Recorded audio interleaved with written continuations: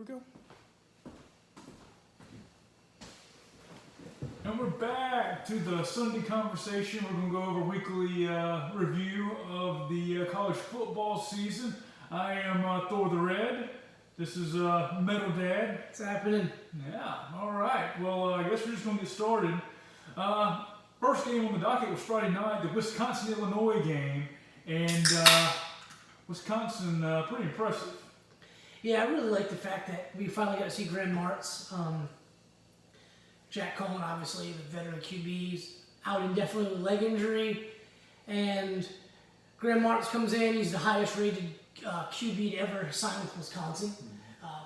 As far as the recruiting rankings, he's an elite arm talent. And, he's really, student of the game is what they would call him in the telecast. And he did not disappoint.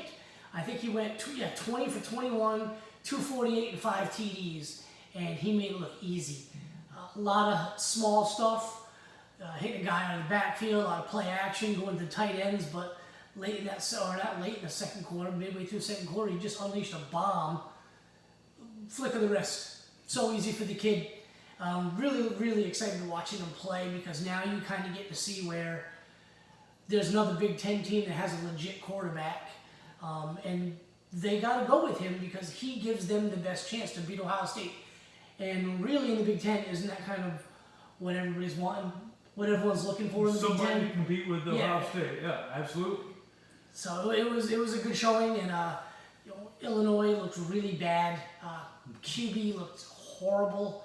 Poor Luke Ford. Kid finally gets to play, and that team just blows. But Wisconsin looked pretty good. They've got some good running backs. Nobody elite.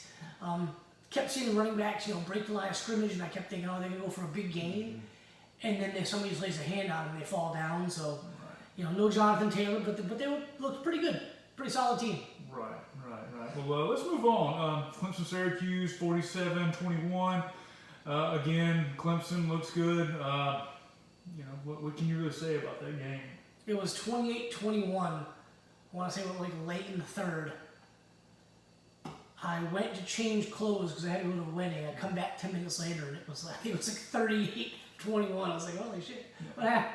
Yeah, just a noon game against Syracuse.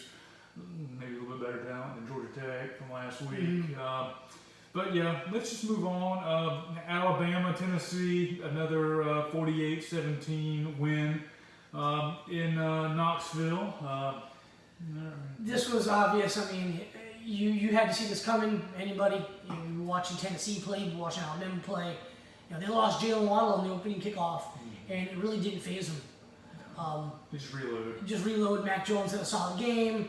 Najee Harris with another great game. I think he leads college football in touchdowns. He got 3, but yesterday, I think he's got 16 on the season already.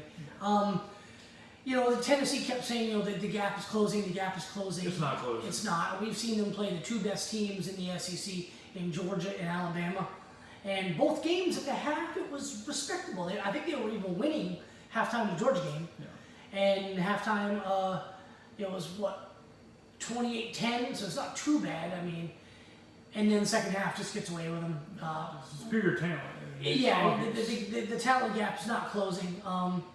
One thing, I don't really want to stay in this game too long, but one thing that I found surprising, Jeremy Pruitt still thinks that they can win this season.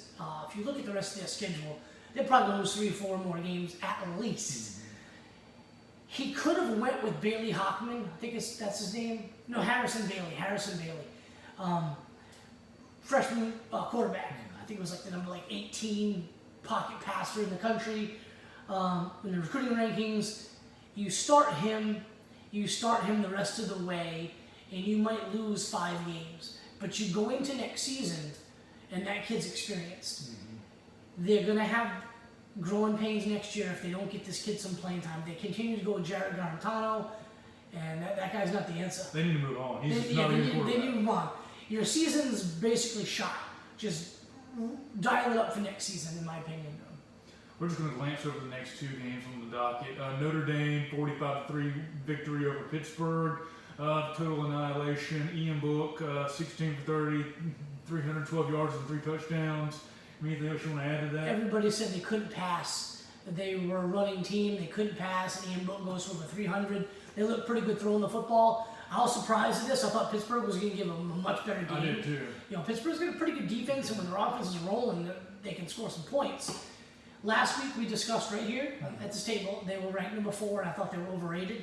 Now they're ranked number 3, and I still think they're overrated. When they play Clemson in North Carolina, we're going to see how good Notre Dame is. Nebraska, Ohio State. This was a noon start, 52-17 Ohio State. Total annihilation in this game. Justin Fields looks amazing. God, I wish he was still at Georgia. And that's where I'm going to crack my beer for today. Well, why don't we hold up on that just yet? We'll come back to this. I still want to crack my beer. We'll go ahead and crack the beer. We'll come back to this a little later on today. Nothing really to say other than Justin Fields looks amazing. Yeah. Ohio State's going to be there at the end. Yeah, he looked really, really good. They looked. Now, I don't think they've got a Chase Young type of guy on that D line at D end. Their defense looked a little shaky, you know, but they had a scoop and score. You know, Fields looks the part. Their running game is not what it was last year. I think that they've taken a step back in running back caliber. You know, you go from Ezekiel Elliott to J.K. Dobbins. You know, most of those guys are in the NFL. J.K. Dobbins, in my opinion, was probably the second best overall back coming out of college last year, in my opinion. They didn't run the ball that great. They got 2 kids from Georgia, and Trey Sermon, the transfer from Oklahoma, and Master Teague. Teague had 2 touchdowns yesterday. They just look good. Justin Fields, as he goes, Ohio State will go. Right. So the Big 12. Nobody wants to win this conference at all. Okay, so Iowa State loses to Oklahoma 21-24. Oklahoma State is undefeated, but I don't know. Most disappointing game of the day for me by far. I've been on the Iowa State bandwagon this time, and I've been saying since the get-go, since week 1, the Big 12 is going to be fun to watch this year. It's basically going to be like, you know, a hot potato, with the potato being like the division title. Like, oh, who wants it, you know? Right now, there are 2 teams in the driver's seat, undefeated in conference play Oklahoma State and undefeated in conference play Kansas State. Kansas State does have a loss, but it's to the Louisiana Raging Cajuns, so it's out of conference. After seeing what Iowa State did to Oklahoma, I felt confident saying they were the cream of the crop in that conference, and they just couldn't get anything going offensively. I mean, it was basically kind of a stalemate back and forth. Chuba Hubbard had a nice day. I think he went for 130 and a touchdown, but in reality, it was a pretty good defensive struggle. So I was really disappointed because I've been on that Iowa State Cyclone bandwagon. And Oklahoma State to me is like they're kind of like a Georgia and maybe like a Michigan in my opinion, where I am not going to believe in you until you show me that you can do it. And I'm still on the skeptical side with Oklahoma State. So. All right, well, Penn State, Indiana. Jesus, Penn State. Could you find another way to lose this game? Penn State loses 35-37. Indiana, they just magically pulled this one out in overtime. I didn't watch this game, but I saw the highlights. That dude did not score a touchdown, or the 2-point conversion rather. That was not a 2-point conversion. That dude was down. Ball, in my opinion, hit the ground and then kind of skipped to the pylon. But the rule states, unless there's overwhelming evidence, the call on the field's got to stand. And if it was ruled not a touchdown and they reviewed it, it would have stayed that way. But since a 2-point conversion rather, they ruled the 2-point conversion was good, so it had to stay that way. I feel bad for Penn State, but Penn State and Nittany Lions fans, you should have never been in that position in the first place. You looked like crap. Win the games you're supposed to win. Yep. And dominate them. Don't leave a team in the They game. were 3 for 6 in the red zone. I think the dude threw a pick in the end zone, and then they fumbled, inside the 15, inside the 10. They just did not look good. They weren't executing. Penn State should be a lot better than this. That obviously much overrated that rank of 8, but they play Ohio State next week, so hey, good time, Penn State. About to be 0-2. Yeah. Cincinnati, SMU. Cincinnati's number 9 in the country. SMU 16. Domination by Cincinnati, 42-13. Didn't watch this game. I didn't know both these teams were ranked. But Anything you want to add? I had this game on my computer last night. On paper, it could have been a much more fun back and forth game. Really surprised that SMU got walloped like they did, but hey, good on Cincinnati. So that's about all I can add to that game. Yeah, let's skip the Miami Virginia game. Yeah, that was a boring game. BYU again dominating Texas State, 52-14. Zach Wilson 4 touchdowns. I mean, they look great. I'm mad. I fell asleep. I drank a little too much last night. And I fell asleep. It was 28-7. I've been saying all along, Zach Wilson, you got to watch him. Well, what do I see this week online? A little article, I think from USA Today or SI, one of those sites I don't even pay attention to, saying that, here are the top 5 players in college football that you're not talking about. And Zach Wilson was number 1. I'm like, I've been talking about him since the fucking season started. But, yeah, if you can watch him, you got to do it. 10:15 at night, I just couldn't hang. I have. North Carolina, NC State, North Carolina 4-1, 48-21. North Carolina, they're going to be around. They're going to be hanging in there. I predicted them to bounce back after the embarrassing loss to Florida State. I didn't quite anticipate this level of dominance offensively, but it was good to see Sam Howell didn't have to do everything himself. If you go back to the summertime, when I did my North Carolina preview, I mentioned how both of the running backs coming back both had almost 2,000 yards from scrimmage. Well, Williams and then the other guy, I forget his name, they both had, I think, over 150 yards from scrimmage. Javonte Williams, 160 yards and 3 touchdowns in running the football. So those 2 running backs, more so than Sam Howell, are what made this offense go yesterday.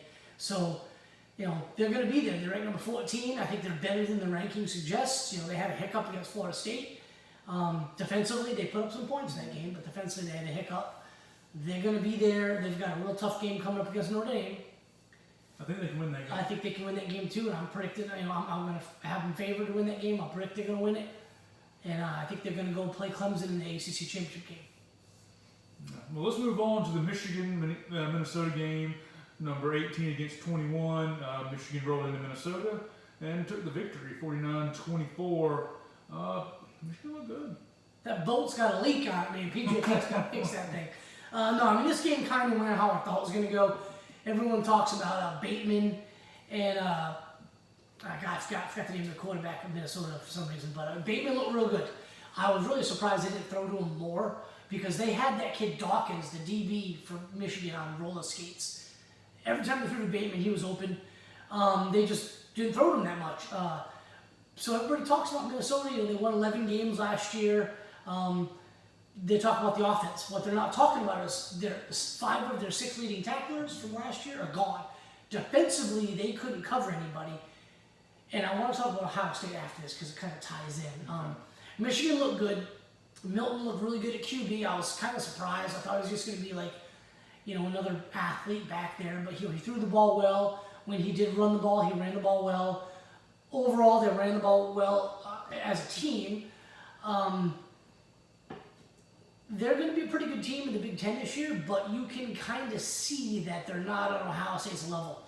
This, to me, looks a lot like with Ohio State and Michigan, looks a lot like an Alabama-Tennessee. They might hang around for a half. The offensive line's a little undersized. The defensive line's a little undersized. The DBs are young and inexperienced, and they're not very fast. The wide receivers gone are your Tariq Black, Donovan Peoples-Jones, and Nico Collins. They're playing with these smaller wideouts. I hope Michigan can go 9-1 because college football is much more fun when Michigan's good. I just don't see them hanging with Ohio State. I think they can beat everybody else in their schedule. All right. We'll do one more, and we're going to have a few more, maybe another episode or 2 before the day's over with. Kansas State, Kansas. Kansas State remains undefeated in conference. Yes, they looked good doing it last night. I mean, yes, it was against Kansas. I think me, you, and 9 other guys could probably beat Kansas, but Kansas State looked good. Kind of looking forward to seeing how that's going to play. I don't think Kansas State's going to remain undefeated in conference, and I think they're probably going to drop a couple. I'm not really sold on them as much as I am. Even though they lost yesterday, I'm still high on Iowa State. So, you know, see how that plays out. But you know, I've been saying all along, watch the Big 12. Just watch it. Well, this is going to conclude this part of our Sunday conversation. We've got a few more rants. This guy's going to burn it down here momentarily, and we'll talk to you guys in a few. Cheers. That was 15.